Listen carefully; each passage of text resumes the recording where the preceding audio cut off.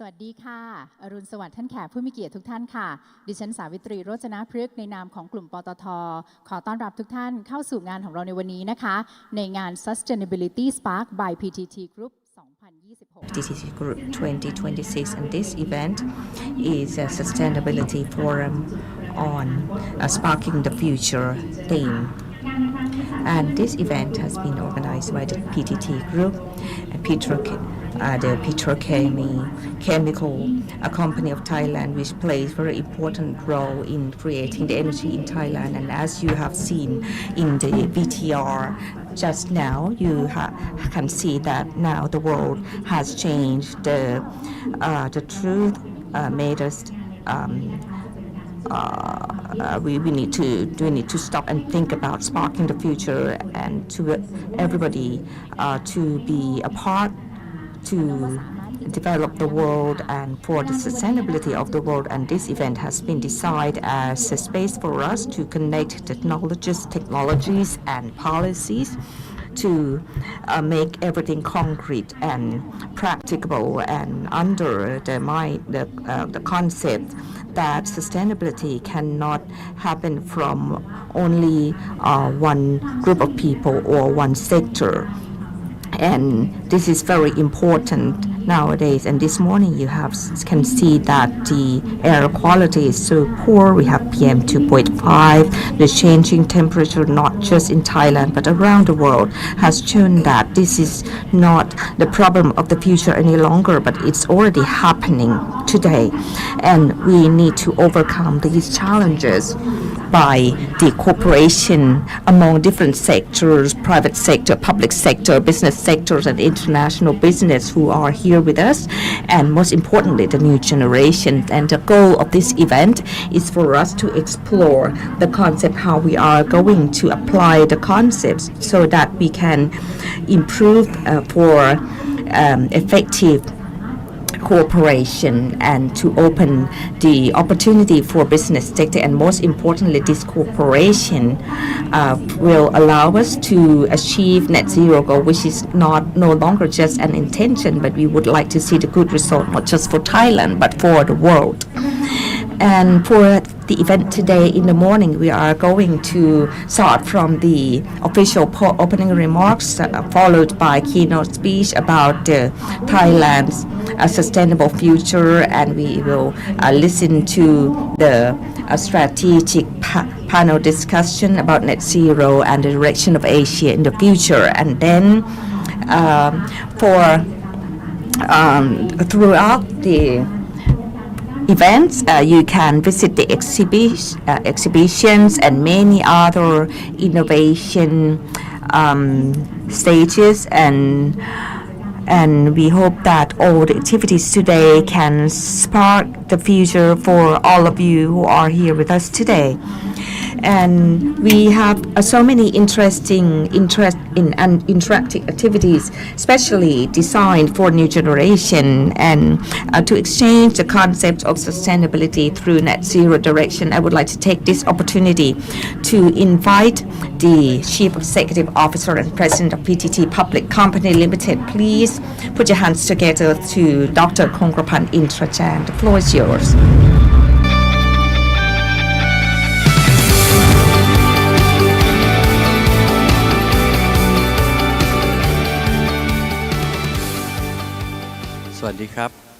Good morning, dear Deputy Prime Minister, the Minister of Energy, Anutin,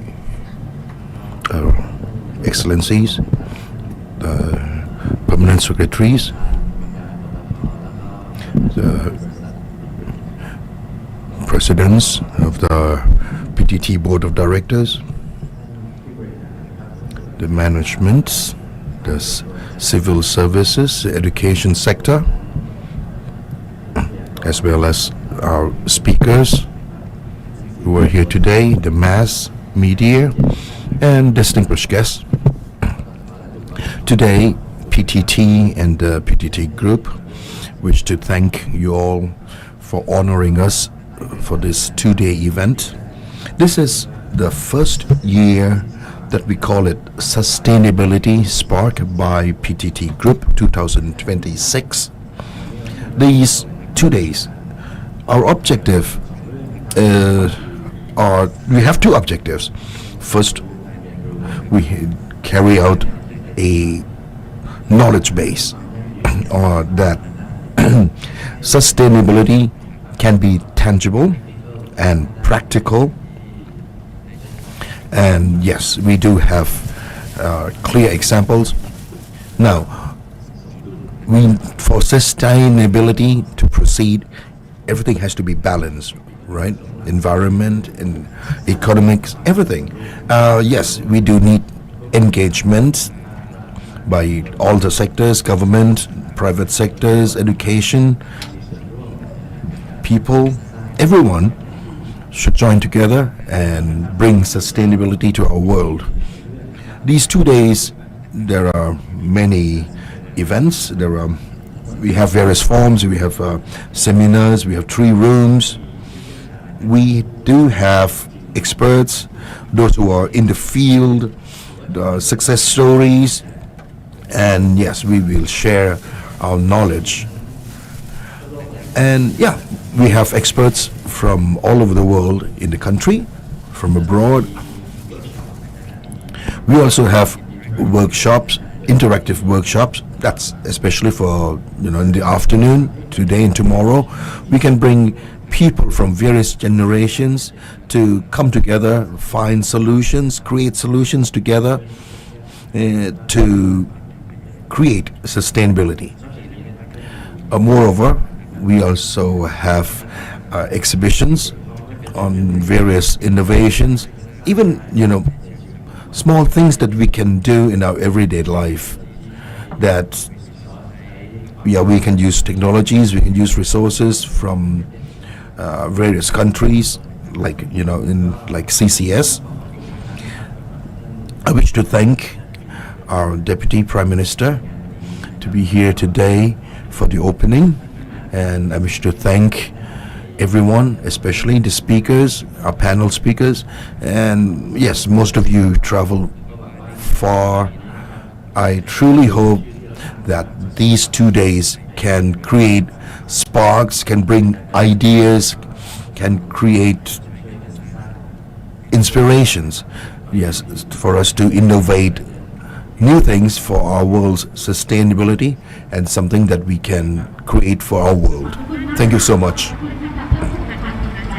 Thank you so much, Dr.Kongkrapan Intarajang. And just like he has mentioned, that our organization, PTT, has always placed great emphasis on sustainability, and in every field, society, best practices, governance. And yes, these 2 days it's on environment. We truly hope that you visit our exhibitions, you will learn, and you can make use of this knowledge for real life. And next, we are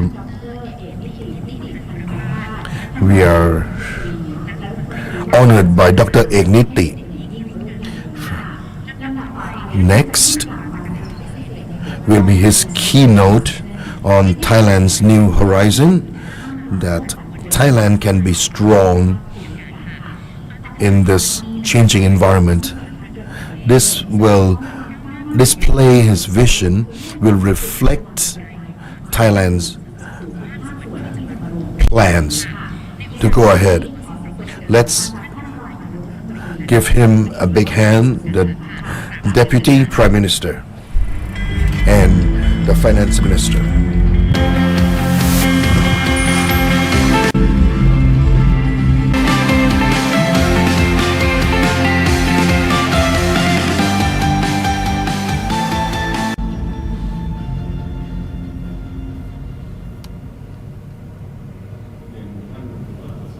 Permanent Secretary, the President of PTT and the group, the ambassador,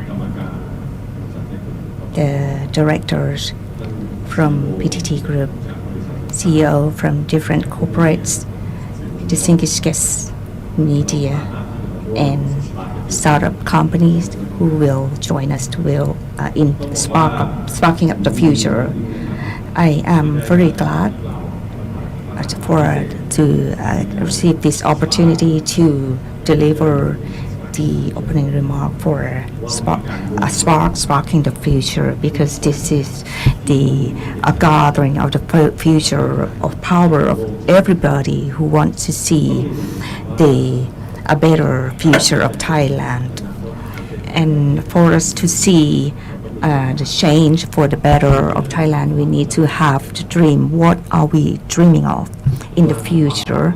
The power of the dream will allow us to work together in sparking the future. And in my dream, when I would like to know how much carbon this building release when I am in this room, when I see the lights.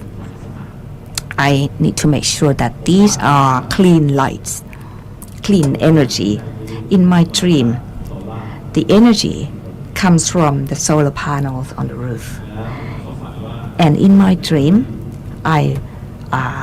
we have batteries manufactured in Thailand that can store the energy during the night time, and we are able to sell energy or electricity to Thai people in the low cost.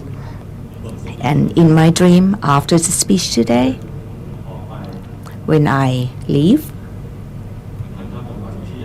and I want to go to Ayutthaya for lunch, I am in my car. I drive my car and I put the gas on my car, and my car is a hybrid. Electricity is not enough, but once I fill up the gas, I would like to know how much carbon my car releases after finishing gassing up my car. I in my dream, when I drive to Ayutthaya, I would like to drive past a solar farm with clean energy and with the cable that transfer the electricity to industrial estate in Ayutthaya that produces or manufacture clean energy and clean products which are in demand across the world, that we can add value and add the price to the products, and to drive past low carbon rice farms that are in demand across the world.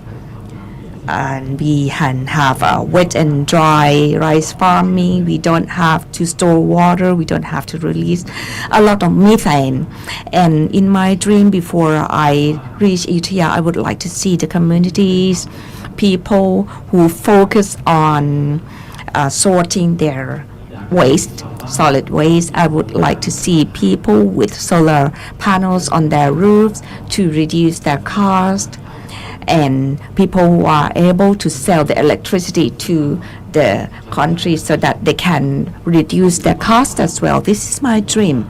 This is the dream that we can make it come true, but we have to work together. So thanks so much to PTT Group for organizing Sparking the Future event for our future, and all of these. How can we make this happen? I think we have to work together. In working together, we need all sectors to contribute. The public sector, private sector, people from the communities, so that we can make the dream come true. First of all, the public sector needs to have the clear goal. And today, our goal is quite clear.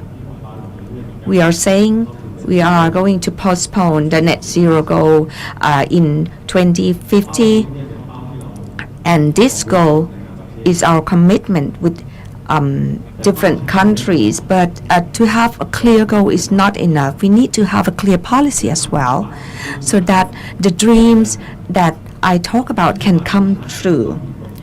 To have a clear policy supported by the law, and the government has already approved the Climate Change Act or the Reduction of Global Warming Act, but we need to wait for the new government and the new parliament to enforce the law.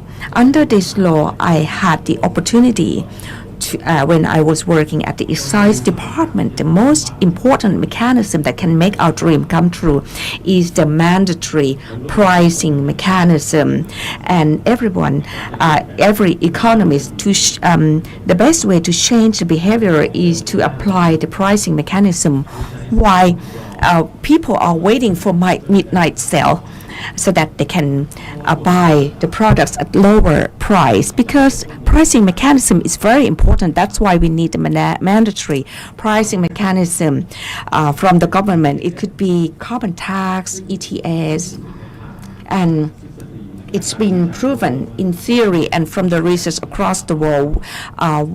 In any country that have mandatory pricing mechanism, they are successfully reducing the carbon emission, and we have seen a lot of clear examples from Europe. They apply pricing mechanism, they develop the market, and they have very effective carbon market. 80, 60, 70 euro according to the marketing mechanism, not just a few dollars or just a few euros, which is under the voluntary mechanism. And we need to have funds to support the private sector so that they can change the behavior or their manufacturing process, so that they can change and make changes in different businesses, large business, medium and small business, so that they can be in the green business. And the government needs to have policy support, green finance, and the government needs to issue green bond, and they have already done that. Sustainability linked bond, they already issue, and the interest rate has to be lowered so that we can have green finance, we can change behavior, and SMEs can have lower cost finance or fund if they work on a green business. And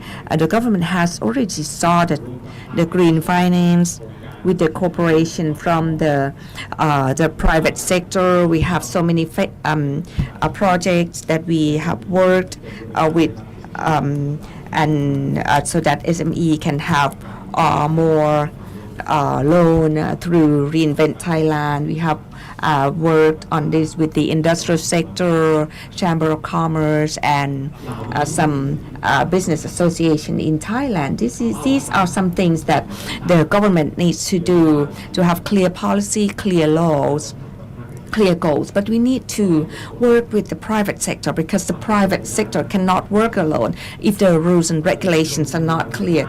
But the private sector is really powerful, as already mentioned by the CEO of PTT Group, already mentioned, and they have invited all the partners to work together so that we can create green power, sparking the future.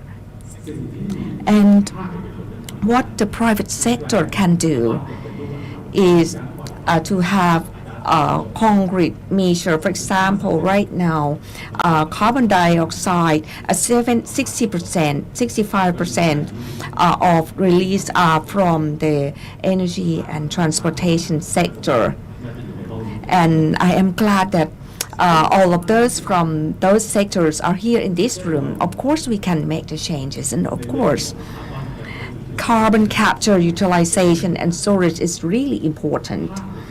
The private sector at PTT Group, I had the opportunity to work as a director in PTT Group in many companies, and I have seen the determination to make FCCU come true. But the private sector cannot work alone. They need to work with the public sector. They need to have the motivation from the government sector to make CCUS come true. Otherwise, we cannot reach the 65% goal. And a transportation sector, EVs, nowadays, what we have done with the private sector, we have seen clearly that EV industries right now, we are exporting EVs And this is happening, and we also have manufacturing industry. We used to be number one in ASEAN, and today we are going to change from combustion engine, from hybrid cars, so people can use these cars and able to reduce carbon dioxide emission. And we need to work together.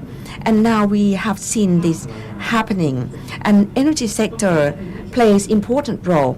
We need to open for the private sector to work on clean energy. The world of the future is the world that everybody focus on clean electricity. Thailand is falling behind. Even if we used to be proud in the past that we are going to be the fifth tiger in Asia because we have very good water, port, airport, and electricity infrastructure. But right now, people need clean energy, and we don't have enough. Right now, we are working on PPA. We need to make this happen so that we can have a trading of clean energy, clean electricity. Public sector is not enough. They need to work on the transmission line. As the Minister of Finance, how are we going to invest in the transmission line? And we can have the infrastructure fund, and we can mobilize the fund for clean energy and transmission line without having public debt. And we can mobilize the fund from the private sector. We can have the infrastructure fund. We can make this happen, and we can work and we can apply public-private partnership or PPP. And we need to open for the opportunity for the private sector to sell the electricity. That's not enough. We need to reach the communities. I had the opportunity to see Charnvirakul model in Charnvirakul. I got to see the strength of the community by working with the public and private sectors to make this development, to develop green new industry for the communities to gain the benefit. From working on green activities, sorting solid waste, working on clean energy, and working on green farming products. And we cannot stop with Charnvirakul.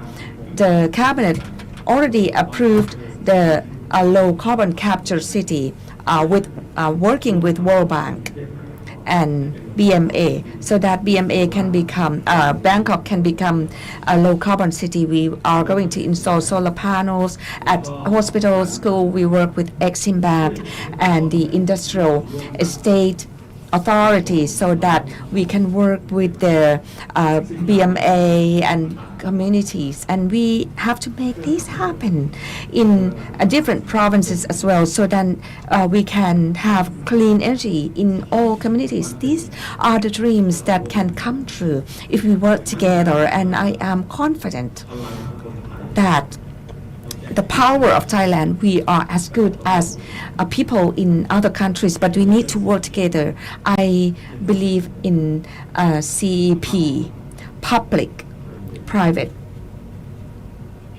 people, 3P, partnership, for who organized this event. And I really believe that the event today and tomorrow will be the place that we can apply our power so that we can have clean energy, green country, green industry for Thailand sustainability. Thank you so much. Thank you so much. Thank you so much, Dr. Kongkrapan. As he already mentioned, this event with the cooperation from all sectors, whether the staff and international partners who joined the event today, we can combine our power so that we can have green energy and green country. Next, everybody will get to learn about the case study, because net zero is not only about environment, but we can build on it so that we can drive the economy of Thailand. Net net zero can become more than a climate commitment, but a new driver of national economic growth. In the session of Spark Vision, Proof of Possibility, how the UK turns net zero into economic prosperity.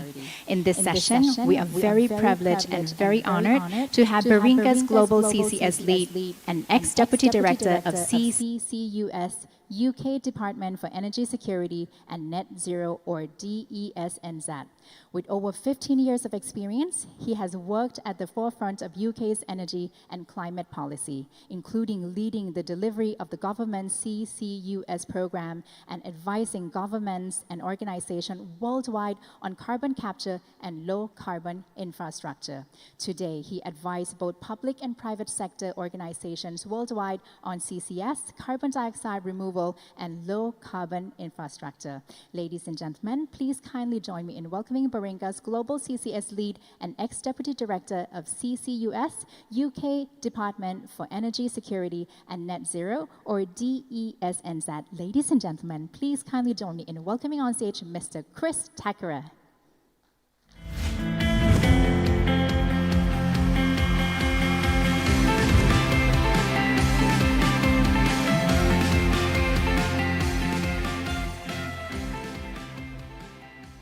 Good morning, Saudi Cup. Thank you for the invitation to come and speak to you today in Bangkok on the future of the UK's net zero journey and the lessons that we've learned over time. So I'm an ex-UK government official working to deliver net zero and energy security. Now I help governments and companies around the world to think about how they invest in energy and climate projects. So I primarily focus on carbon capture and storage. I started my career in power, but I've realized that we need to go beyond low-carbon power to deliver deep decarbonisation. So carbon capture and storage is absolutely critical. So I can see some students in the audience, and I would urge any of you out there to please come and join the global effort on climate change in your careers. It's an exciting and fun place to be, and it has real meaningful impact. I believe that Thailand and Asia will be absolutely critical to the effort on net zero, and the UK and Thailand has a long history of working together. We recently celebrated 170 years of diplomatic relations, and we want to continue that in climate change. So I've got my lapel badge with the UK and Thailand flag on today to demonstrate that collaboration. So I'm going to talk to you about some of the lessons that we've learned in the UK. And first of all, I'll just set out what the key messages are for the talk. So the UK has achieved major decarbonisation already, whilst the economy has continued to grow. So we've continued economic growth.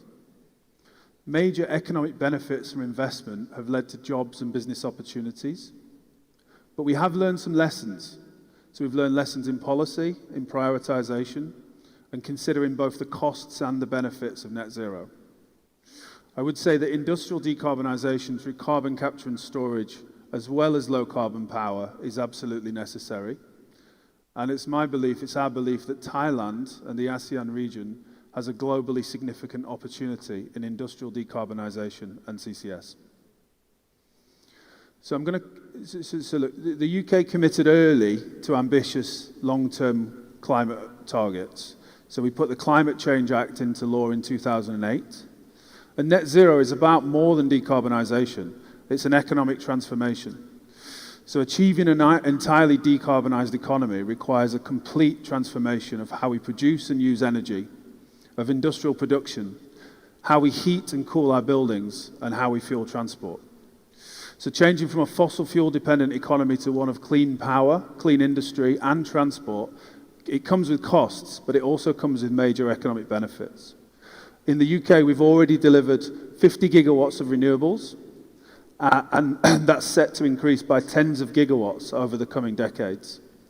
We're delivering 6 gigawatts of nuclear power, and we're targeting 20 to 30 million tons of carbon capture and storage by the early 2030s.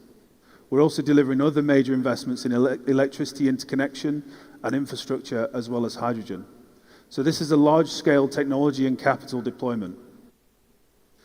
So this chart shows that the UK has halved its emissions whilst maintaining economic growth. So you can see the blue line, which shows from 1990 to today, the UK economy has increased in size by 80%, whilst emissions have reduced by 60%. So we've decoupled economic growth from decarbonisation.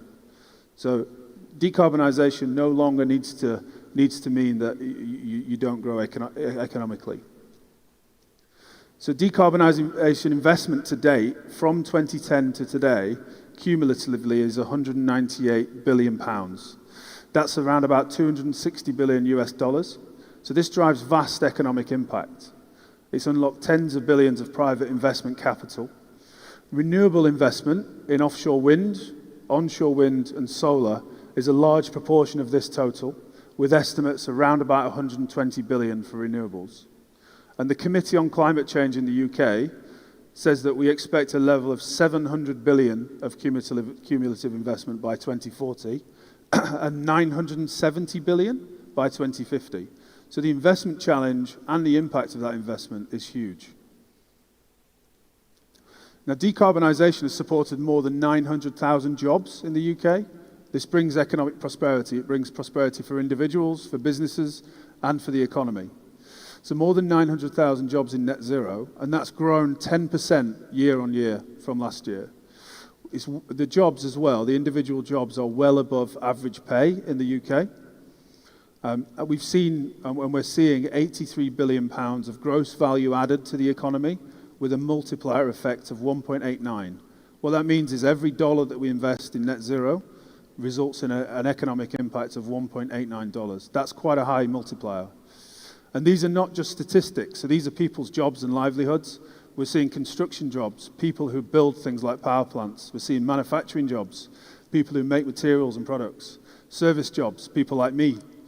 Operational and maintenance roles, people who operate and maintain the wind farms, the electricity grids, the power plants. So this is a substantial effort in economic prosperity that leads to prosperity for individuals, for businesses, and for the economy. But we have learned some lessons. So I'm going to talk to you about 4 lessons that we've learned, and hopefully that can help when you're thinking about how to deliver net zero in Thailand. First of all, certainty attracts capital.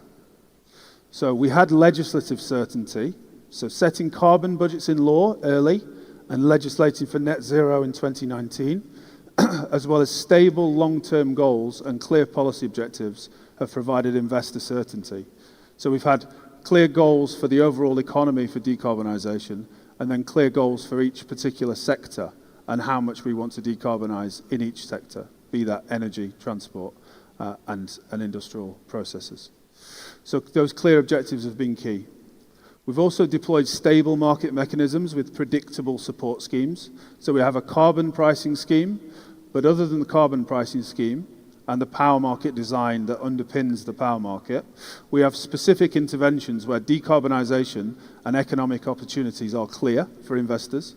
So that's in renewables, it's in nuclear, it's in carbon capture and storage.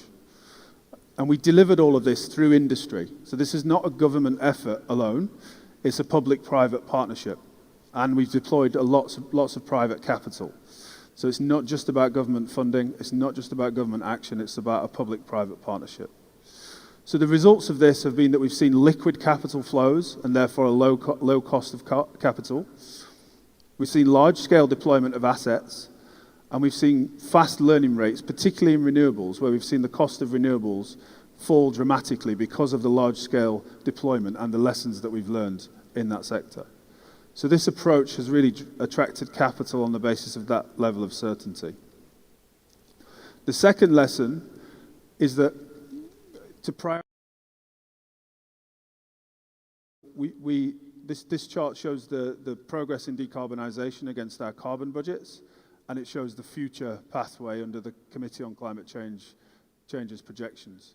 So we deliberately started with decarbonising power first, because that unlocks deeper decarbonisation in transport and heat as you electrify the rest of the economy. So we eliminated coal from the system, which was a major source of power and emissions in the 1990s. Offshore wind and solar we scaled rapidly, and costs of those technologies fell dramatically. This allows us now to decarbonise heat and transport, where we can electrify, but then we're also going to need deep decarbonisation through carbon capture and storage and through hydrogen. So the lesson we've learned there is to deliver well on net zero, prioritising and sequencing activities is really important. The third lesson is that clean power is a hedge. It's a hedge against price shocks. So reduced reliance on fossil fuels has already reduced consumer prices and will continue to stabilise shocks, particularly where we see high gas prices, high international fossil fuel prices. The impact on consumer bills is reduced because we have lots of clean power sources. We have renewables and nuclear. So it reduces exposure to those fuel imports. So if you see the charts that we've got here on the slide, they show the impact of the gas price crisis in 2022. So the blue bar shows the underlying commodity cost, the gas price, and the pink bar shows the impact on consumer bills. So we had a 300% increase in gas prices, but only an 80% increase in final energy bills to consumers. And that's because we have those clean power sources. And we've done some analysis that shows that if the same sort of shock happened in 2025 or 2035, that impact is even greater. So we reduce the proportional impact of those energy price shocks. So clean energy is a hedge against price shocks. It stabilizes prices. However, clean energy does have cost. So decarbonisation comes with cost to consumers. This investment has to be paid for somewhere, and some forms of clean power are cheaper than conventional sources. But on an overall system, on an island system like the UK, we have experienced substantial increases in the cost of energy to consumers. So the UK now has some of the highest energy costs of industrialised nations, and this has a number of reasons. Primarily the gas price and the spike in gas prices, but it also includes additional costs for investment in things like low carbon infrastructure and policy costs. So the impact is being felt by households and businesses, affecting cost of living for citizens and our competitiveness. And so for me, a clear lesson is to calibrate the speed of decarbonisation to make sure that it is affordable and that there is public acceptance and buy-in.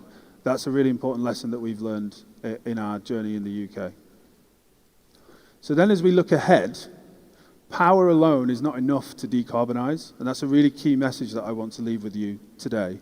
So power in the UK is now 14% of our emissions, as you can see on the pie chart. Industry is around about the same, and then buildings and transport now make up a greater proportion of the overall emissions.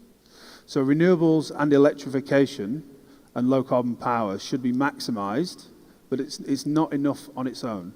So some processes either can't be electrified, or it's not cheap to electrify them. So cement, steel, chemicals, energy from waste, some forms of dispatchable power, these are processes that can be decarbonised through other means, either more easily or more cheaply. So this is where CCS, carbon capture and storage, and hydrogen come in.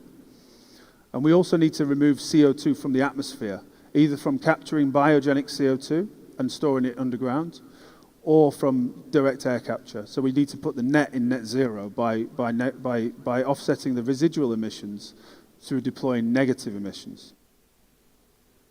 So carbon capture and storage, what is it? It enables decarbonisation of industry where low carbon power cannot do that. So we capture CO2 from industrial facilities, and this is using existing technology that has been around for decades. We capture CO2 from power, from cement, from steel, from chemicals, or biogenic sources like waste and bioenergy with CCS, as well as direct air capture. We then transport it via pipeline, ship, or rail. So we're transporting the CO2 from the industrial facility out to either a deep underground store site that is either onshore or offshore. And we see through our analysis that most countries will need at least some CCS if they are to get to net zero. Just a little bit about the UK cluster model and the UK CCS policy framework, which I was involved in delivering when I was in UK government, and it's really close to my heart, and has now resulted in successful financial investment decisions, which we're very pleased about in the UK. So the UK has plentiful CO2 storage resources. The theoretical level of storage, geological storage, in the UK is expected to be around about 78 billion tonnes.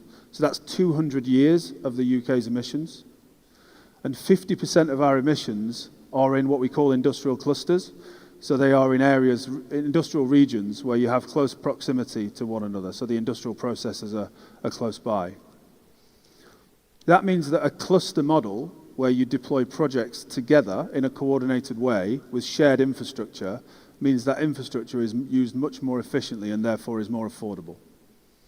So in the UK, we developed a suite of business models, market interventions, contracts, for capture and for transport and storage. So these business models underpin the financeability of the project. So it provides revenue support from government, and it underwrites some of the value chain risks that we see in CCS. We've since delivered 5 financial investment decisions, 2 major transport and storage networks on both the east coast of the UK and the west coast at Teesside and at Highnet, and 3 capture projects. And we expect to deliver 3 to 5 more capture projects in the next year to 18 months. So really, really pleased with that positive progress on the basis of this cluster model. This is based on £21 billion of funding, which is around about $25 billion of government funding. But one real success in the UK is we've deployed £10 billion of private debt from commercial banks. So that means that commercial banks have lent more than £10 billion of private debt, making these business models and projects bankable. And then we've seen major economic benefits, and we will see major economic benefits from the CCS sector. So our analysis shows that we expect around about 4 to 5 billion pounds of gross value added in CCS from the sector, from the supply chain, from the construction and the operation of the projects. And this could lead to as many as 50,000 jobs. So out of that 900 or so thousand jobs, we could see 50,000 jobs in CCS alone in the UK. So some progress there and real future potential. So what are the lessons we've learned in delivering this CCS program? We've learned that policy is fundamental because markets don't effectively value carbon. There isn't a willingness to pay that's sufficient to cover the investment costs of delivering these projects, and therefore policy intervention from government is absolutely critical. So lesson number 1 is setting clear objectives is key. So we had a clear objective of 20 to 30 million tonnes per annum, and we had sector-based targets for hydrogen, for industrial, for power, and for waste. We'd also say that covering the costs of doing CCS through market-based business models, these contracts, is absolutely critical. It costs more to do CCS than not do CCS, and someone has to pay that bill. And as I say, markets don't currently value that decarbonisation. Therefore, government is providing the revenue support for that through the business models. The third lesson, and I cannot overstate this one, is managing the financial and physical risks across these complex value chains. So if we don't do this well, and if we don't align risk management strategies and underpin that with policy, then we can't get private debt, we can't get capital into these projects.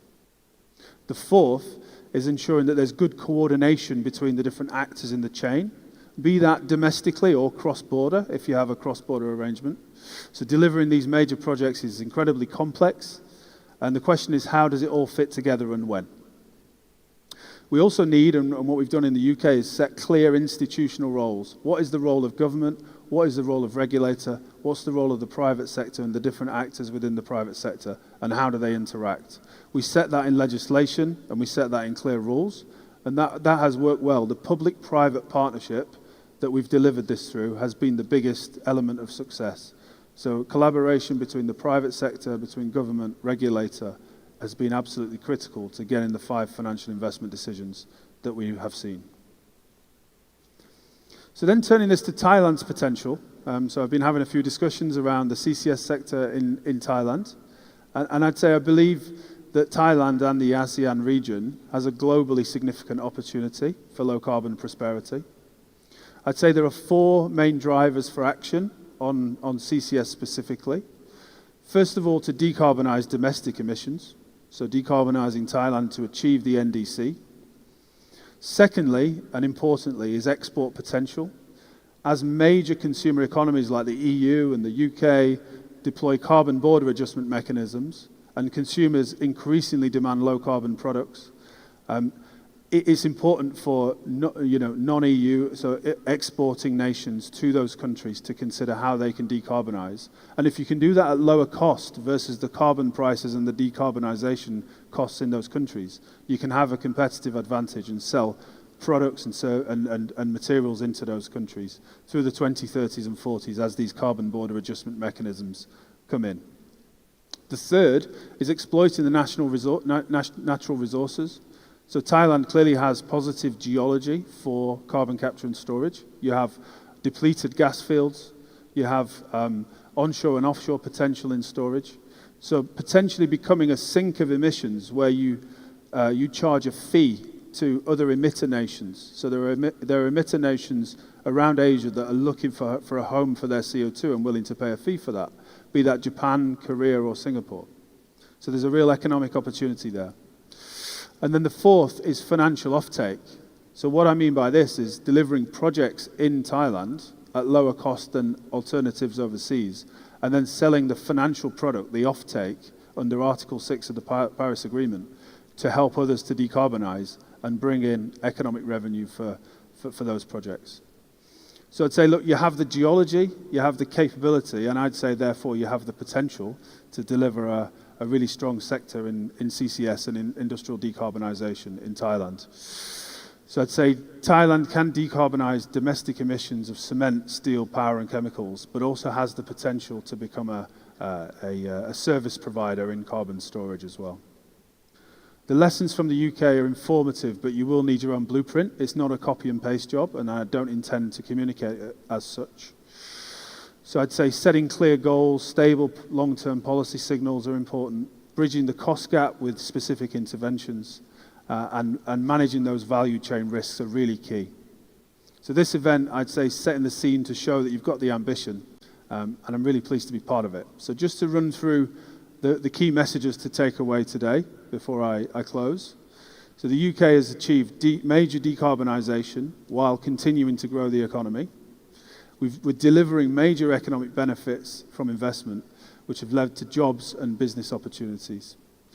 Lessons have been learned. We've learned lessons in policy, providing that certainty, in prioritising and sequencing, and particularly in considering both the costs and the benefits and how you sequence whilst maintaining public acceptance. Industrial decarbonisation through carbon capture and storage is absolutely necessary, and I'd say that Thailand and the ASEAN region has a globally significant opportunity. So thank you for the invitation today, and I'd be pleased to continue discussions over coffee. Thank you very much, Mr. Chris Thackeray. Thank you, sir. This inspiring example has shown that net zero is not only a climate commitment, but a real economic opportunity when supported by the right policy, investment, and clean innovation. The UK experience reminds us that the clear vision and coordinated action, the transition to a low-carbon future can strengthen competitiveness and drive sustainable growth. สำหรับในโอกาสนี้นะคะดิฉันขอเรียนเชิญท่านแขกผู้มีเกียรติดังรายนามต่อไปนี้ให้เกียรติถ่ายภาพร่วมกันเป็นที่ระลึก Next, may I invite our special guest. Kindly join us on stage for a photo session. ในลำดับแรกขอกราบเรียนเชิญท่านดร.เอกนิติ Dr. Ek Niti, the Deputy Prime Minister and the Finance Minister. คุณวุฒิไกรลีวิรพันธ์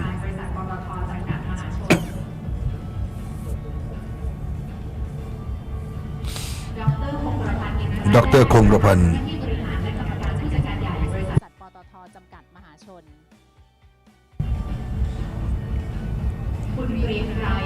คุณเกรียงไกร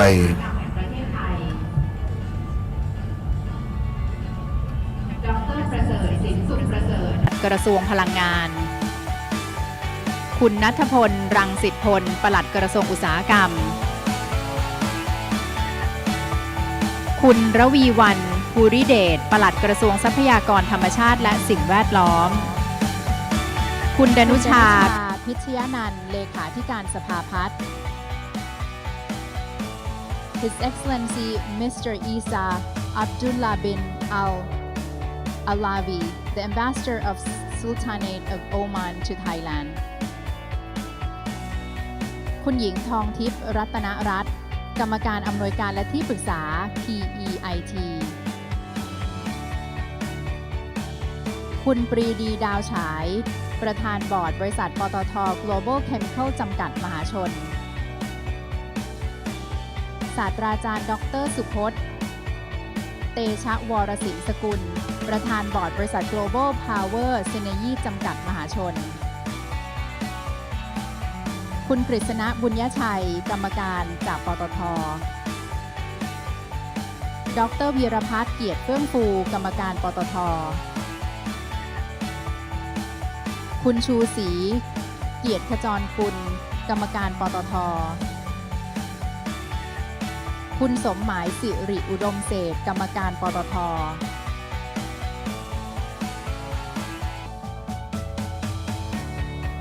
ดร.คุรจิตนาคอนทัพผู้อำนวยการสถาบันปิโตรเลียมและพลังงานแห่งประเทศไทยคุณพละสุขเวชอดีตผู้ว่าการปิโตรเลียมแห่งประเทศไทยปตท.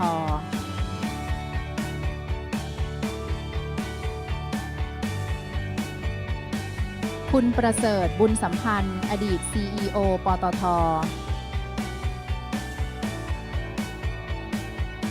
คุณชาญศิลป์ตรีนุชกรอดีต CEO ปตท.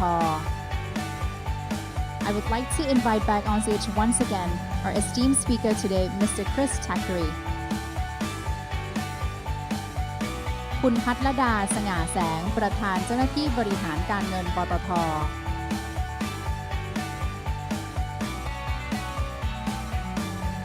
คุณบูรณินทร์รัตนสมบัติประธานเจ้าหน้าที่ปฏิบัติการกลุ่มธุรกิจใหม่และความยั่งยืนปตท.คุณประสงค์อินทระหนองไผ่ประธานเจ้าหน้าที่ปฏิบัติการกลุ่มธุรกิจปิโตรเลียมขั้นปลายปตท.คุณมนตรีลาวันชัยกุล CEO บริษัทปตท.สำรวจและผลิตปิโตรเลียมจำกัดมหาชน PTTEP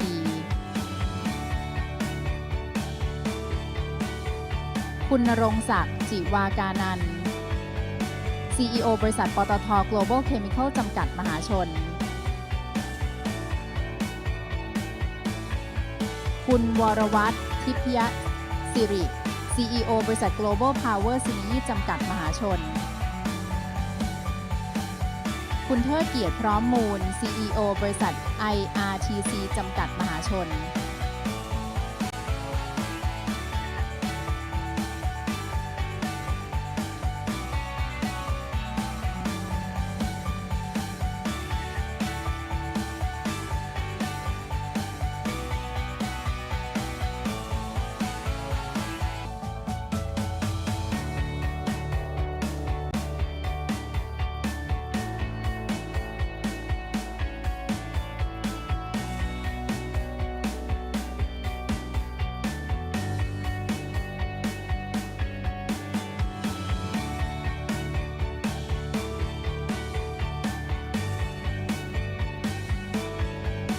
รบกวนมองกล้องตรงกลางนะคะ The camera in the middle please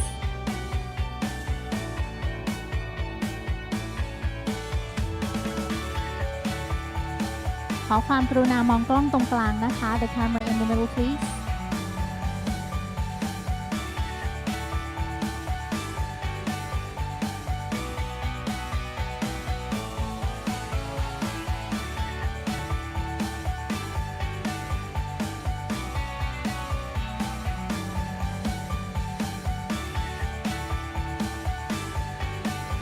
ลำดับต่อไปจะเป็นการถ่ายภาพวิดีโอนะคะ โดยจะเริ่มแพนจากทางซ้ายมือของทุกท่านค่ะ ตอนนี้อยู่ตรงกลางนะคะ และกำลังจะไปทางขวาค่ะ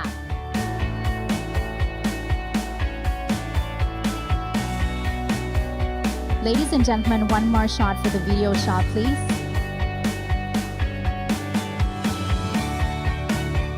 ขอบพระคุณมากค่ะ ขอเรียนเชิญทุกท่านยังคงอยู่บนเวทีนะคะ Please kindly remain on stage. ขอเรียนเชิญท่านผู้บริหารภาครัฐรองปลัดกระทรวงท่านอธิบดีและท่านอธิบดีอัยการคณะกรรมการของบริษัทในกลุ่มปตท.รองประธานและเลขาธิการสภาอุตสาหกรรม กรรมการเลขาธิการหอการค้าไทยและประธานสถาบันเศรษฐกิจและการลงทุนท่านผู้บริหารระดับรองกรรมการผู้จัดการใหญ่ของบริษัทปตท.จำกัดมหาชน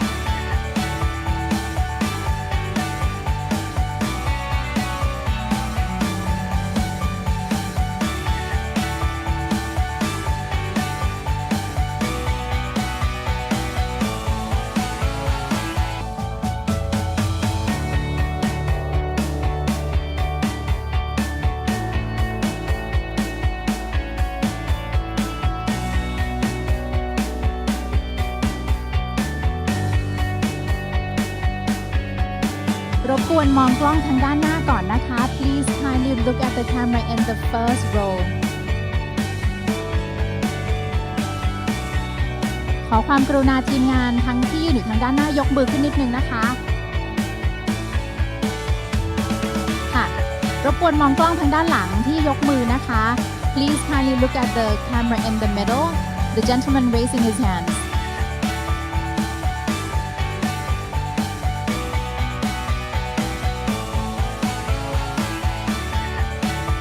รบกวนมองกล้องตรงกลางนะคะ The camera in the middle please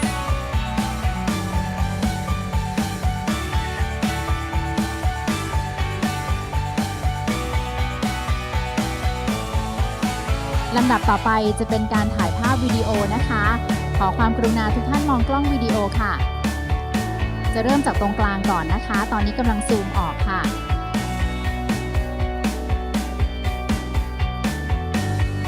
จะขออนุญาตเริ่มจากทางซ้ายมือของทุกท่านนะคะ The video camera will be starting from your left.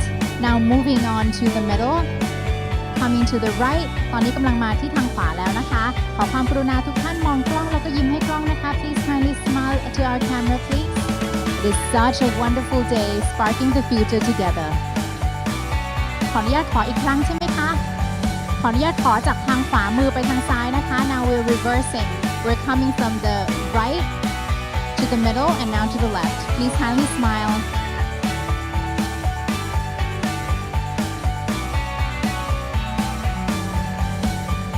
ขอบพระคุณมากค่ะขอเสียงปรบมือดังๆให้กับทุกท่านที่อยู่บนเวทีค่ะความมุ่งหวังของเราอย่างที่บอกนะคะว่าความยั่งยืนในอนาคตไม่สามารถเกิดขึ้นได้จากใครคนใดคนหนึ่งหรือว่าภาคส่วนใดภาคส่วนหนึ่งค่ะเพราะฉะนั้นทุกท่านที่อยู่บนเวทีณขณะนี้เป็นตัวแทนของทั้งภาครัฐภาคเอกชนสถาบันนานาชาตินะคะเพื่อที่จะสร้างอนาคตที่เป็นสีเขียวอย่างยั่งยืนค่ะขอความกรุณาท่านแขกผู้มีเกียรติให้เกียรตินั่งประจำที่ได้เลยนะคะลำดับต่อไปจะเป็นช่วงของการเสวนาค่ะ Ladies and gentlemen, thank you very much for joining us for the photo session. And now I would like to invite you to please kindly be seated for our next session. ขอความกรุณากราบเรียนเชิญท่านแขกผู้มีเกียรติที่จะเข้าร่วมฟังเสวนาขอความกรุณาให้เกียรตินั่งประจำที่ได้เลยค่ะ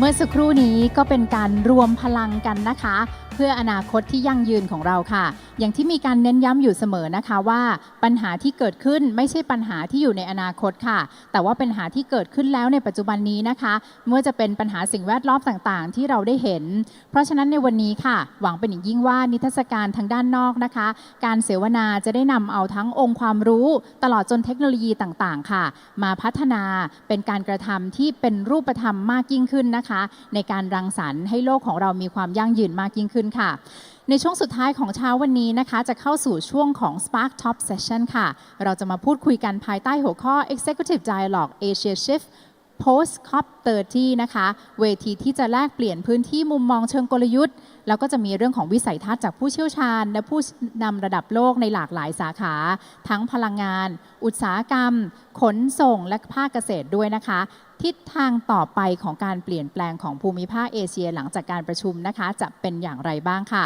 วันนี้เราได้รับเกียรติเป็นอย่างยิ่งจากผู้แทนหน่วยงานระดับชาติทั้ง3ท่านมาร่วมแบ่งปันมุมมองแล้วก็ประสบการณ์บนเวทีนะคะขออนุญาตจัดเตรียมบริเวณบนเวทีครู่เดียวนะคะอีกสักครู่เราจะกลับมาพบกันกับการเสวนาในครั้งนี้ค่ะเพราะฉะนั้นขอความกรุณาท่านแขกผู้มีเกียรติทุกท่านที่จะอยู่ร่วมฟังการเสวนารบกวนนั่งประจำที่ได้เลยนะคะและหลังจากช่วงนี้ค่ะเราก็ยังจะมีการเสวนาอื่นๆที่น่าสนใจอีกมากมายนะคะรวมไปถึงกิจกรรมทางด้านนอกซึ่งกิจกรรมทางด้านนอกนะคะก็เป็นแบบอินเทอร์แอคทีฟด้วยค่ะมีการรวบรวมเอาโครงการต่างๆที่น่าสนใจของทางกลุ่มของเรานะคะมาให้ทุกท่านได้ชมอย่างใกล้ชิดอยู่ในที่เดียวกันเลยค่ะเพราะฉะนั้นไม่ว่าท่านจะมีความสนใจทางด้านไหนนะคะท่านสามารถร่วมเป็นส่วนหนึ่งในการเปลี่ยนแปลงให้เกิดความยั่งยืนนี้ได้อย่างแน่นอนค่ะนอกจากนั้นทางด้านนอกก็ยังมีการสะสมแต้มด้วยใช่ไหมคะสะสมแต้มครบ6แต้มนะคะก็จะได้รับของรางวัลที่ระลึกต่างๆมากมายด้วยและเดี๋ยวหลังจากนี้นะคะเราก็จะมี QR And we also have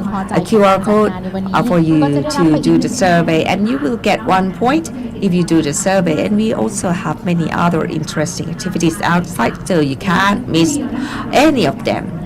And shortly, we are going to have a panel discussion on this stage. We are under the topic Executive Dialogue Asia Shifts Post COP30. And you will see how interesting it is. And may I invite the moderator for this session, Kun Elizabeth Sattler. Thanks, Kun Jun.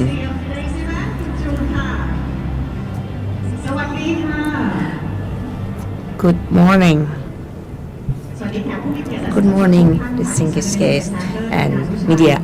Elizabeth Sattler, Lina Nushay will be the moderator for this special session. I would like to invite all of you to be with us in this session because this is a very important session. We will see the overall picture of COP30 that in Belém, in Brazil, which is the most recent, so that we can see how the COP30 will define our activities in the future in industrial, energy, transportation, and agricultural sectors. So for those who are sitting in the back, could you please move forward a little bit, because today we have speakers from far away. 2 of them are from Singapore and 1 of them is from Belgium, and they have come a long way to share with you how important environment and global warming and climate change are.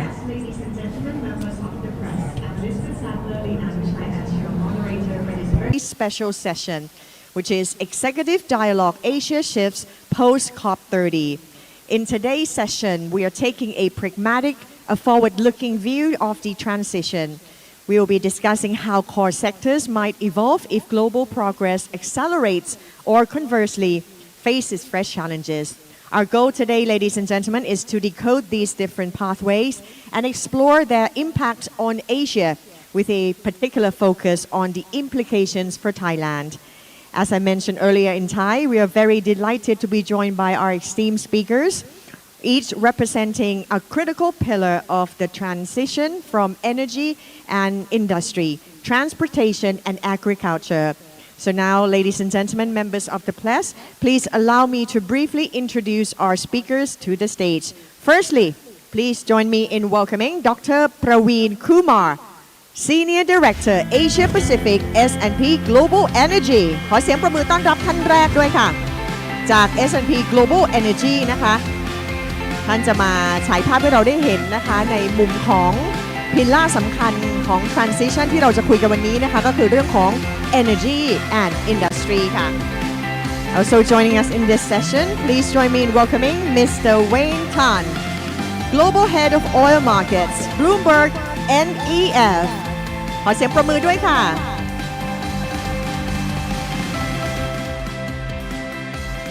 Also please welcome to the stage Mr. Nicholas Danis, Partner Brussels and Lead Global Agriculture Investing ขอเสียงประมือด้วยเช่นกันค่ะ Please kindly be seated. Thank you so much for joining us this morning, for coming such a long way from Singapore and Belgium. สวัสดีค่ะ as we're in Thailand. สวัสดีค่ะ Please kindly be seated. All right, so let's begin with our first round of the Executive Dialogue, Asia Shifts post COP30. I would like to start with energy and industry. So as this sector underpins progress across all others, following the recent COP30 negotiations in Belém in Brazil, so the world is looking for a concrete implementation. Can we start with Dr. Praveen, please, based on your intelligence on S&P Global's latest energy scenarios? Where does the world stand today, and most importantly, how aligned is Thailand with these global climate ambitions? Could you please? Sure. Sawadee Krap. Good morning, everyone, and Happy New Year. First of all, I would like to congratulate PTT Group of companies for putting together such a stellar event. The audience is very engaging, and we would like to, as S&P Global, we would like to thank you for having the opportunity to come here and present to you some of our information and insights. Now, before I go into the core presentation for today, I just want to spend a couple of slides just to introduce our organization. So, S&P Global Energy is one of the 5 children of S&P Global Group of companies. We are known in the market for the indices that we provide that companies use to transact. So the S&P 500, we have platforms which organizations use to study health of companies, such as mergers and acquisitions, divestitures. And then we have a mobility business that looks at electric vehicle trends, passenger vehicle trends, and of course our S&P 500 index. Energy is the only business of S&P Global that specifically looks at commodities. And we basically provide a lot of information on data, insights, as well as forecasting. Our clientele, our client organization primarily consists of international and national energy companies, trading organizations, financial institutions, as well as government regulators and bodies like that. Now, if I were to just say in a nutshell, the markets that we cover is what you see on the right, so about 13 commodities, and we disseminate the data in form of reports as well as forecasts as well as fundamentals data. Now with that, I would like to get into the crux of today's discussion, which is the Conference of Parties, the 30th Conference of Parties, which was held in Belém in Brazil. Now, this was a milestone event because it marked the 10-year anniversary since the Paris Climate Agreement was formed, where the decision was made that countries must come together to limit global temperature rise to less or equal to 1.5 degrees centigrade. There have been substantial number of meetings and discussions since. If you remember the COP28, which is 2 years ago, which was held in Dubai, that is when they did a global stock take for the first time, and it was realized that we are very far behind in terms of our ambition.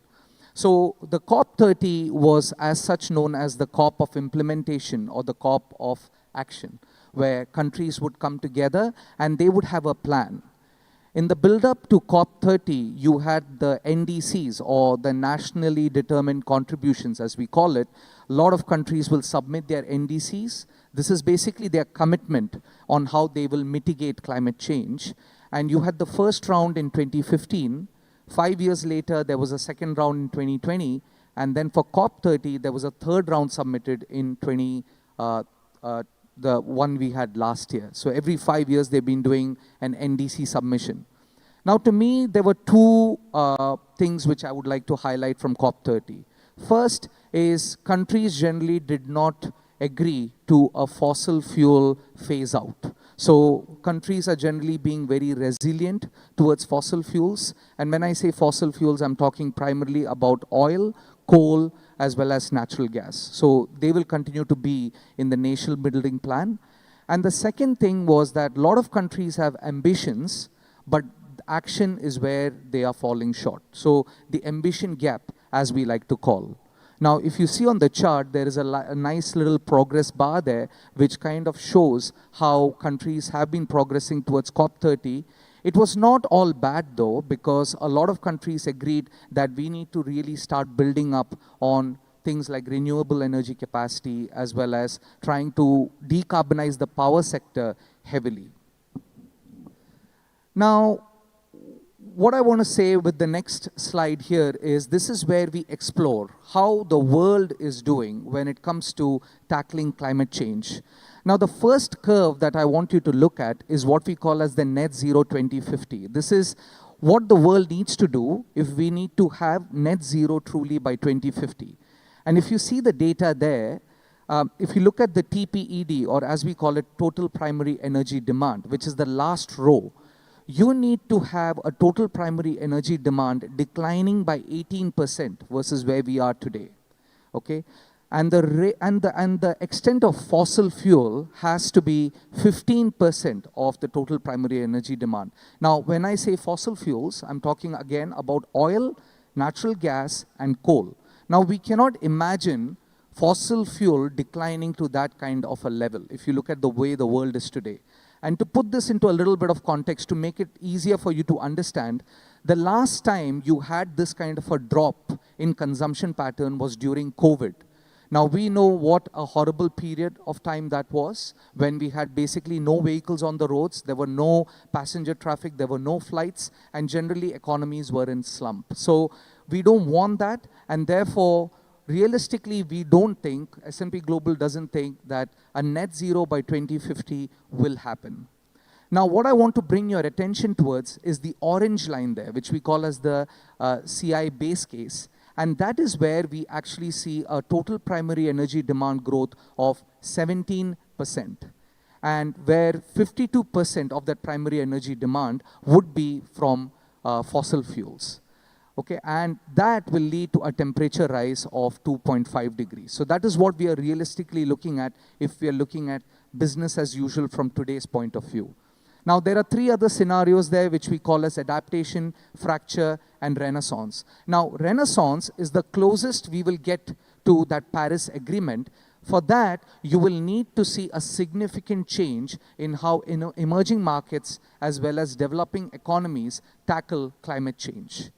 And fracture is a world where if you see the world today, and it's not very different from what's happening today, which is you see a lot of geopolitical tension in the way that US is going about its business under President Trump, as well as China trying to go about on its path of decarbonization. So imagine the Chinese technology coming into Southeast Asia and essentially making EVs extremely cheap, and they are flooding the industry for that.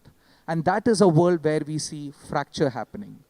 Adaptation is a world where if every economy doesn't think about climate change, but they go about doing what they are doing and they continue to rely on fossil fuels, and that's where we see the temperature rising by more than 3 degrees Celsius. So a bit of a contrasting pathways for you to imagine about how we go about seeing how the world can evolve. Now, what about Thailand? So Thailand, I mentioned to you earlier about the Thailand nationally determined contributions. And the little diamonds that you see there is what we see Thailand has submitted.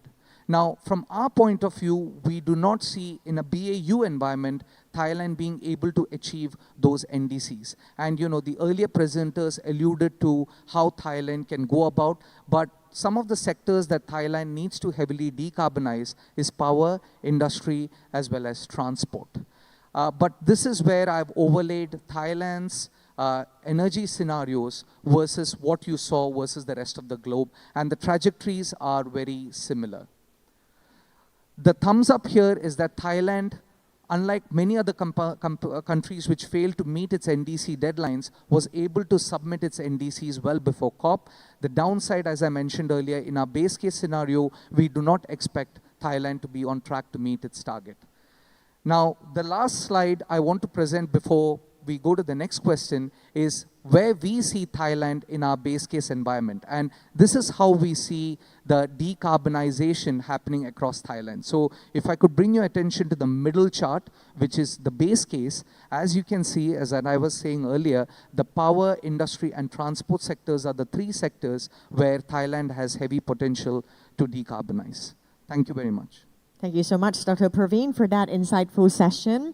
As Dr. Praveen has highlighted, the carbon pricing alone won't get us to net zero. We need a combination of policy support and also technological adoption to overcome the residual cost of clean energy. And it is clear that while renewable costs are falling, Thailand still face a significant ambition gap, I would say. Bridging this gap in the power, industrial, and also transport sectors will be the defining challenge for Thailand for our energy transition in the coming decade.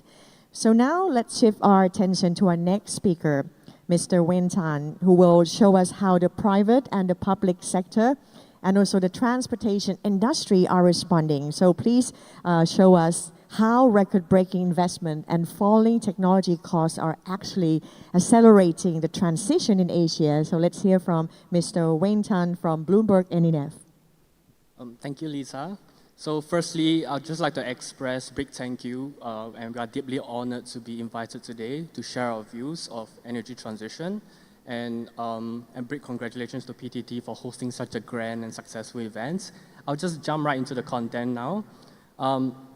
Actually, heading into COP30, we had relatively tame expectations in terms of the progress that will be made. But by the end of that event, we were actually still a little bit let down in terms of the progress made in some of this agenda that you see on the screen here today.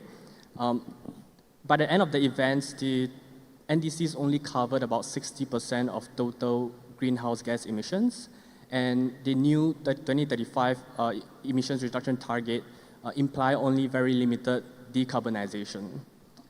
Now, we actually score the G20 decarbonization policies every year to kind of track their commitment level towards decarbonization and if there's any changes to their commitment levels.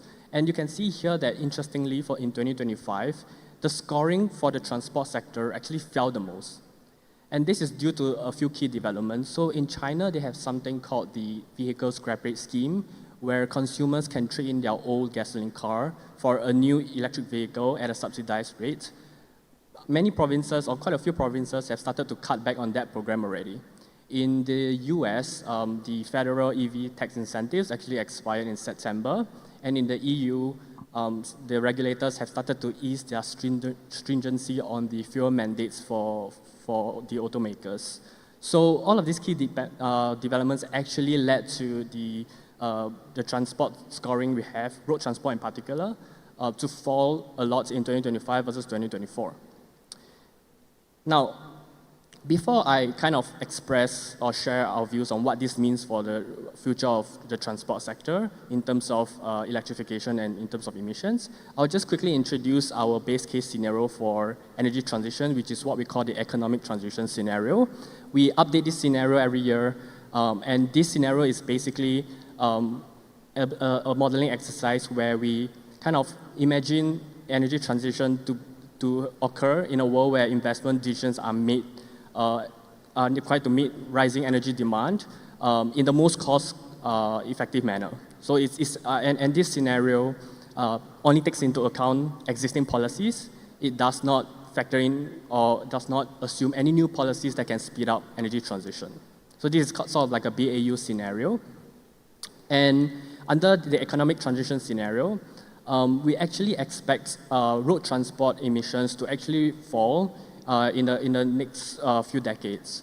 And you can see here on the chart that road transport segment within the transport sector makes up the largest share of emissions, and then followed by aviation and shipping. However, most of the abatement will still come from road transport. Why is that so? What we are seeing on the ground is that the electric share of total vehicle sales is increasing across all vehicle types.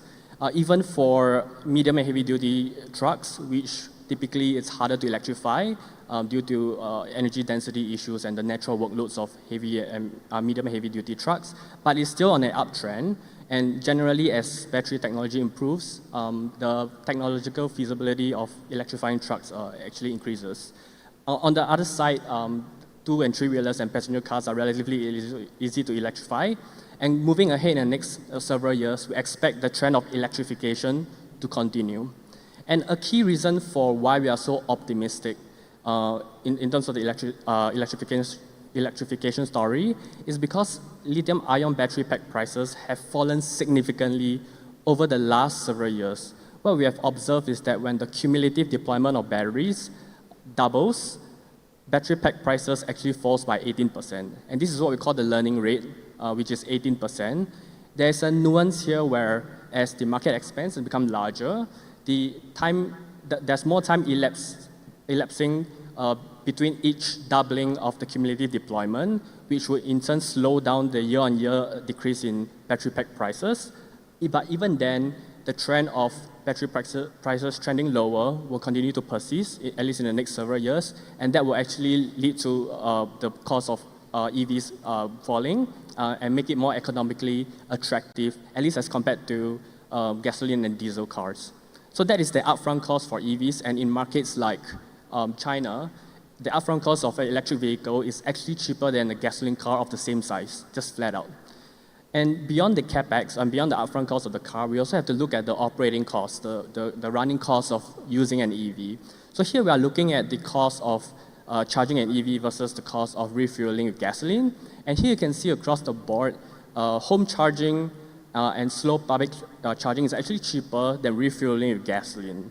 However, for public fast charging in Europe and the US, it's actually still more expensive than refueling with gasoline, but still we expect with larger investments into charging infrastructure, cost optimization and cost decreases can be achieved. But you can see that in markets like China, the upfront cost of EVs and the operating cost of EVs is actually lower than gasoline cars already, and this is not factoring in additional functions that the EV may have, for example, karaoke systems or like seat warmers and that kind of stuff. So even in the absence of policy support, we expect that at least in the passenger car segments and a few other key segments that are easy to electrify, the trend of electrification will still continue to persist. Just a quick point about emissions. So EVs in general achieve significant emission reductions as compared to a gasoline car or internal combustion engine car, just setting the record straight. Now, onto aviation. So one of the key pillars towards decarbonizing the aviation sector is actually through the use of sustainable aviation fuel. So here you can see that going up to 2050, the levelized cost of producing sustainable aviation fuel will actually continue to be much higher than fossil jet fuel. And this is not considering the fact that under the hydroprocessing pathway, which is one of the cheapest ways of producing SAF today, the producers will very likely run into feedstock supply bottlenecks, which will force them to adopt other more expensive pathways that would drive costs even higher.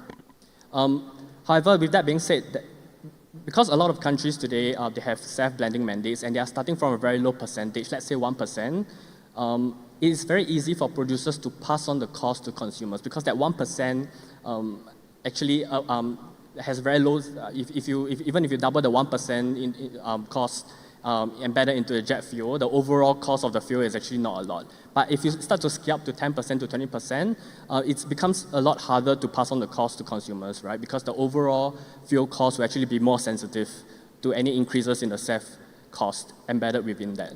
So for aviation or for SAF, without policy support, it's very difficult to decarbonize. The same narrative can be said for the maritime sector. So ammonia and e-methanol fueled ships will very unlikely be cost competitive with oil fuel ships in the absence of carbon price. And just to give you an idea of how big the difference, the cost disparity is. So in 2040, we estimate that the carbon price has to be about $400 per metric ton for an ammonia fueled ship to reach cost parity with a fuel oil ship. So that's pretty significant. So just to sum up some of the key points here, electrification will continue despite stagnant or even diminishing policy support for the road transport segment. But for aviation and for maritime sector, if we want to achieve meaningful decarbonization, very significant policy support is still needed. Thank you so much, Mr. Wayne, for that reality check. It is clear that while the international policy stage at COP30 was a little bit disappointing, a bit of a letdown, the economic case for renewables and EVs remains unstoppable due to the falling costs that Mr. Wayne just presented to us. Thank you so much for your expertise. So now, from that we've seen a massive flow of capital into the energy and EVs, another critical piece of the sustainability puzzle lies in how we manage our land and feed to the world. So Mr. Nicholas, Dennis would like to get your perspective on the progress we're seeing in land use post-COP30. Could you please? Thank you, Lisa. First of all, thanks to PTT for this invitation, and thanks for putting land use and agriculture on the agenda. This is actually also a very important piece of the equation. So COP30 happened in Brazil, and Brazil happened to be one of the powerhouse for agriculture. This is one of the 7 or 8 bread baskets we have to feed the world. So there was actually a lot of expectation that came, when COP30 started, right? Because this would be a chance to put agriculture and food security back into the COP process. And this would recognize not only that agriculture is an important source of the emissions today, right, in the climate equation, but also that it's probably one of the sectors that already faces very early on some of the issues, right? We actually see a lot of impact already of climate change to agriculture. Farmers actually signal that. So it started with some positive signal. There was, for instance, the Belém Declaration for Hunger, Poverty, and Human-Centered Climate Action that actually, for the first time in the COP process, was actually putting together the concept of food security and the concept of climate action. Right. So that was actually used to be 2 debates, and these were brought into one single debate. Now, before I go then to how we ended the COP, let me actually come back on why we think agriculture is an important element into this debate. So first of all, globally, it represents 20% roughly of the global emission. And if you basically look at what are the sources of those emissions, part of that, 70% or so of those emissions can be explained into 3 big groups. There is a livestock production per se, and where manure and enteric fermentation represent the core source of emission. I put next to that land use, because actually a lot of the land use, more than 50% of land use, is actually related emissions. It is caused by agriculture. And a lot of that by what actually the agriculture related to providing feed for the animal sector. And then finally, there is a crop production in which rice cultivation is, for instance, one of the big source of emission, as well as the use of fertilizer. Now, this is actually what makes specific the sector of agriculture it's not only about climate, about greenhouse gas.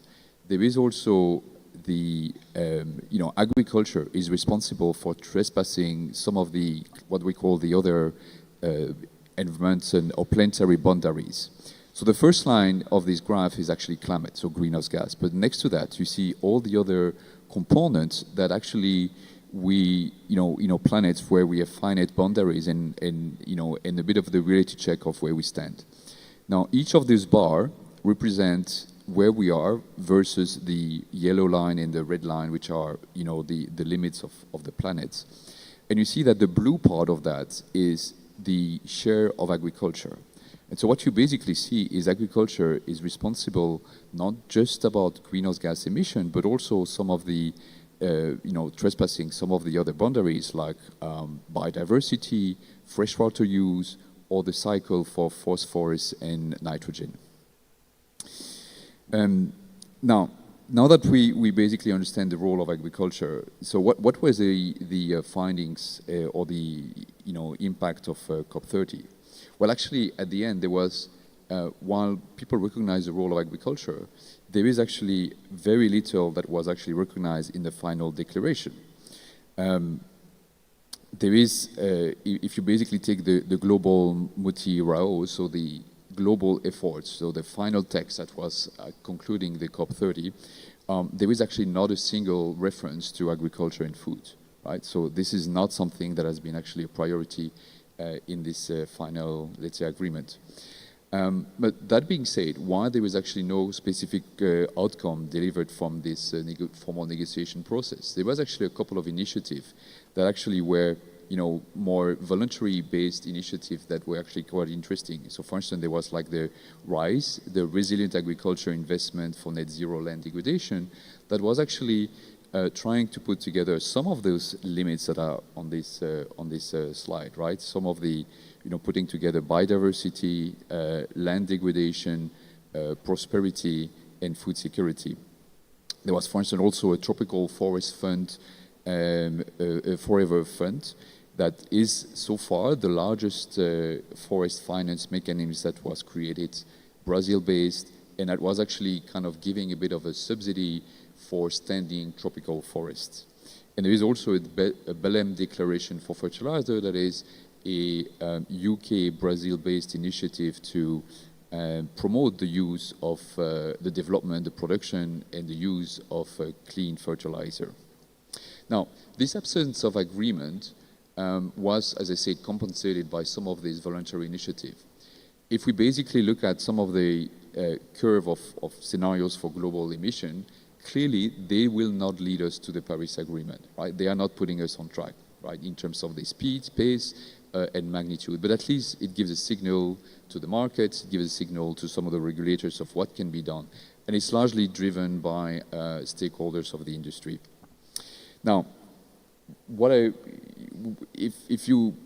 reason why we see some of those initiatives possible is, I'm trying to go one slide back, but it doesn't work. But anyway, the reason why we see some of this initiative being successful is actually because more than 50% of this of the initiative can actually be ROI positive. So you decrease the cost of food if you implement those initiatives.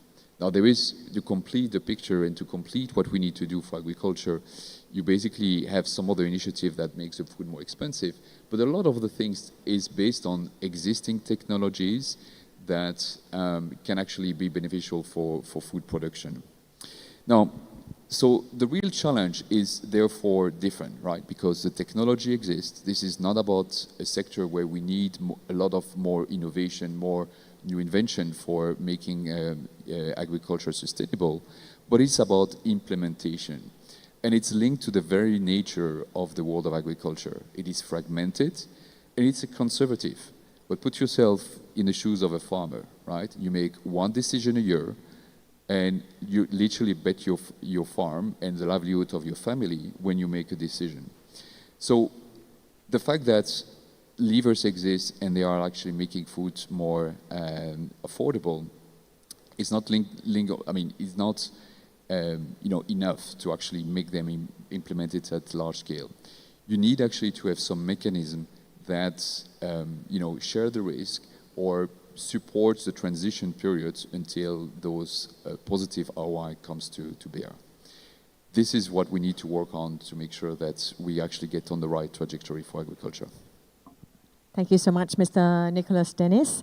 That was a crucial reminder that agriculture is not just a challenge to be managed, but a significant part of the climate solution. And now let's shift to our second round. We will explore Asia's challenges and strategic recommendations, especially for Thailand. So I would like to ask all three panelists, looking across Asia, what do you see as the most pressing challenges and the most compelling opportunities shaping the sustainability transition? And given this landscape, what single strategic priority should Thailand be focusing on to remain competitive in a low carbon economy? Dr. Praveen, please. Thanks, Lisa. So look, I've got 3 slides to basically talk a bit about the journey that Thailand's on. Now, the first slide is a bit generic.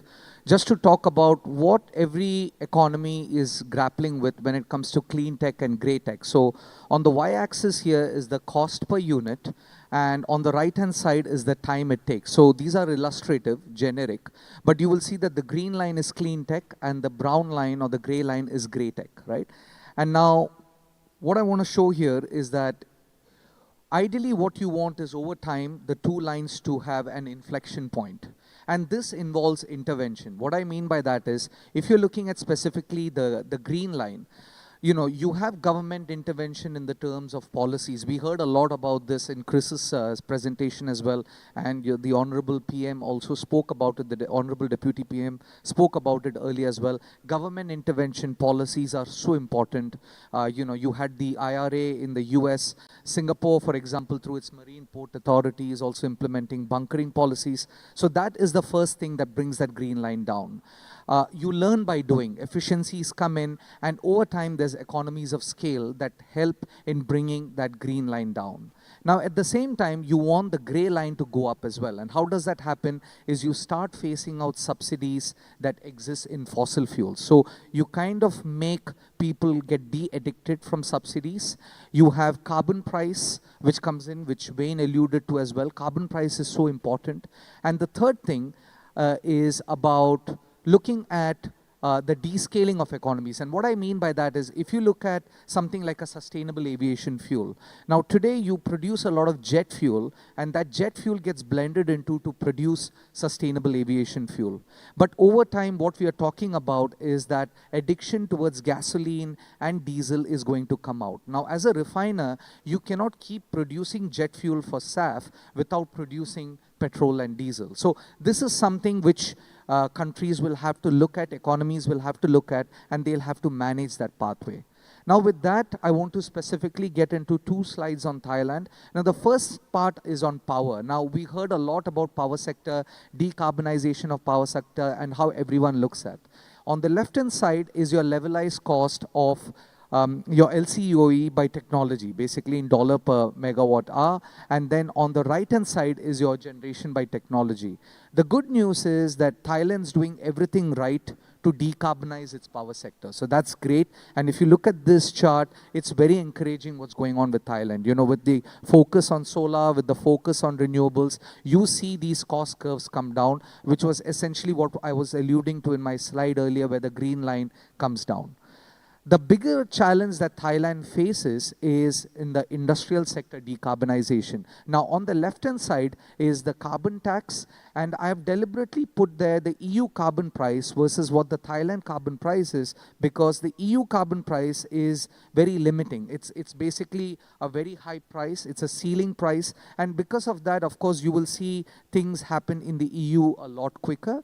With Thailand, the challenge that Thailand faces is that it needs to introduce a carbon tax in a phased manner where it makes it, you know, the energy trilemma, which we call about, right? Which is sustainability, affordability, and at the same time, access to energy. All of that needs to be handled. So, I mean, my short-term answer to that question would be that Thailand needs to focus more on power and transport as decarbonization, and industry is something that it can tackle over a longer period of time. Thank you. Thank you so much, Dr. Praveen Kumar. And now let's hear from Mr. Wayne Tan. Thanks, Lisa. So, sorry.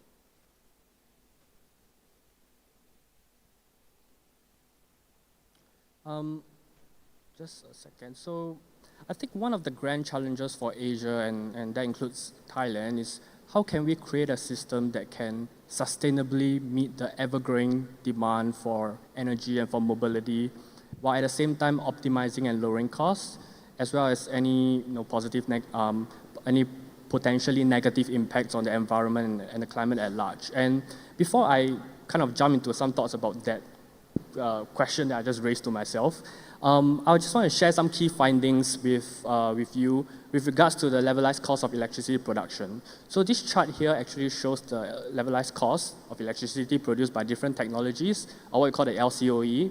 And I'll just highlight some key observations from this chart. So in 2009, the LCOE of solar was actually above $400 per megawatt hour. Fast forward to 2024, it actually fell below $50 per megawatt hour, around the same level as onshore wind. But the more critical observation here as well is that the LCOE of solar and onshore wind is actually lower than coal and CCGT, which is essentially natural gas. Now, if you look closer into the more recent time frames, you can see that the levelized cost of energy storage or battery storage, as well as offshore wind, is actually trending lower, and while it's still higher than fossil fuel-based power generation, the gap is closing very fast. So that's to say that renewables, depending on which technology you're talking about, is more cost competitive, if not very close to being cost competitive as compared to fossil-based power generation. Which leads us to our finding that renewables is actually the cheapest source to meet new demand almost everywhere in the world. For almost every country in the world, renewables tends to be the cheapest way to meet incremental power demand. And this observation is the same for Thailand, just that for Thailand, our finding is that solar is the lowest cost option to meet any new demand for energy, which brings me to some very quick conclusions here. The first is to simply electrify wherever you can, so that more segments of the economy can benefit from the lowering cost of renewable power generation. However, with that being said, we have to ensure that there are no bottlenecks in the infrastructure. Things like grid capacity and whatnot has to be considered and has to be expanded in tandem with the growing electrification. The second thing is that while electrification of like transport, for example, like road transport is great and should be pursued, we think that investments in mass public transit systems is actually critical for most urban cities in Asia and including in Thailand. It is by far the most cost-efficient, emissions-efficient way to transport large groups of people from one place to the other. And when people have access to affordable and convenient transport, we lead to productivity gains, right? And the productivity gains can be realized and stacked up over a long period of time. The third is perhaps a little bit more specific to the clean power auctions in Thailand. We think that pursuing a more price competitive auctions instead of just volume competitive auctions will actually lead to better price discovery, and which will in turn lower the amount of power subsidies needed under the feed-in tariff system. So that's all from me. Thanks. Thank you, Mr. Rin Tan. And finally, from the agriculture and food system perspective, Mr. Nicholas Dennis.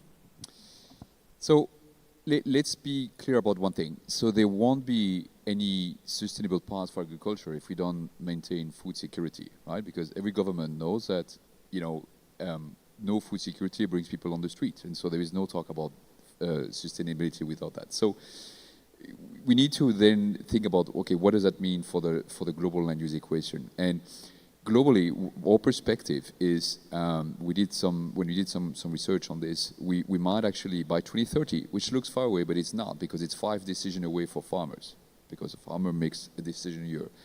We might actually be short globally of a cropland size of Brazil. So it's massive.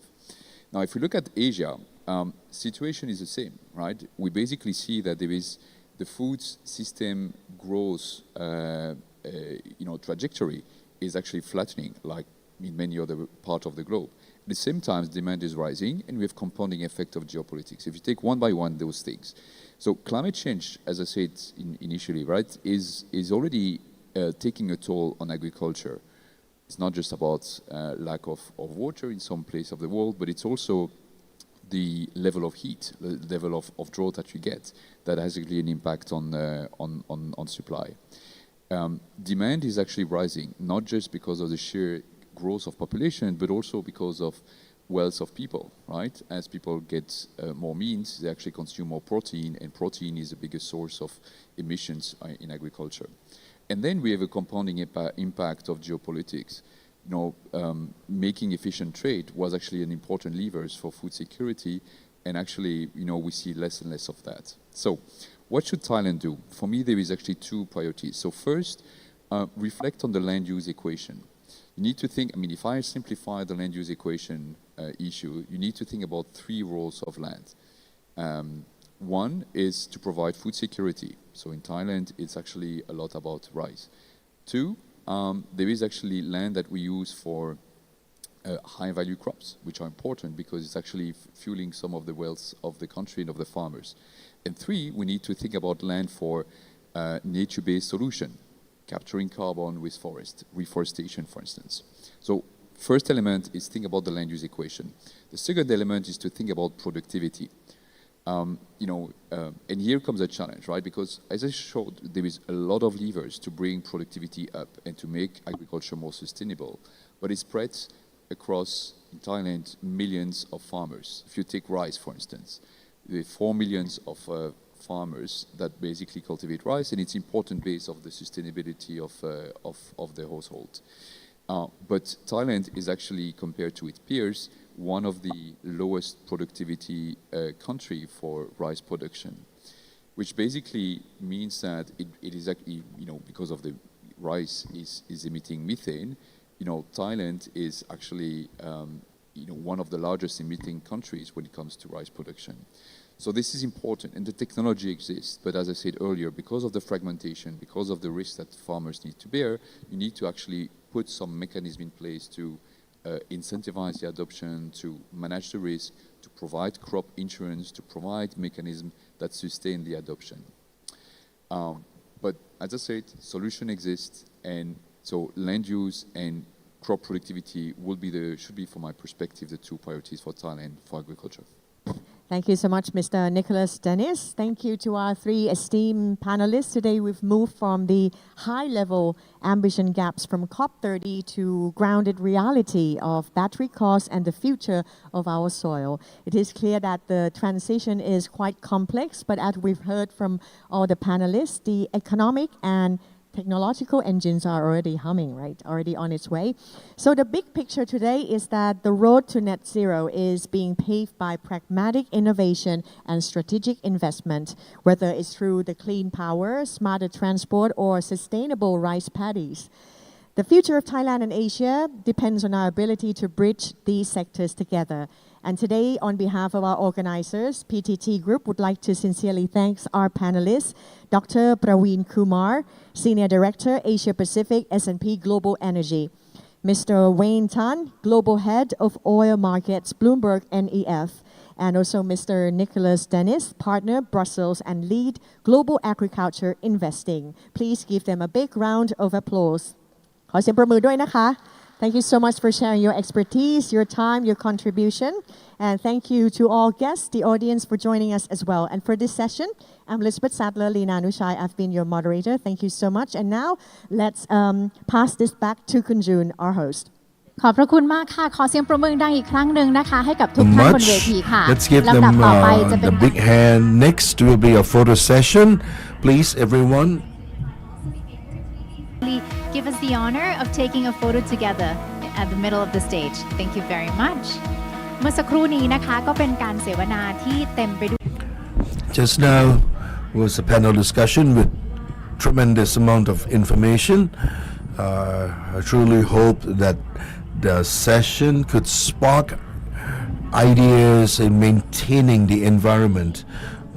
It's not just for today, but it has to be planned that we have to work together with the private sector, public sector, businesses, various international organizations, so we can sustainably maintain our environment. We will have more seminars. Let's give a big hand to everyone.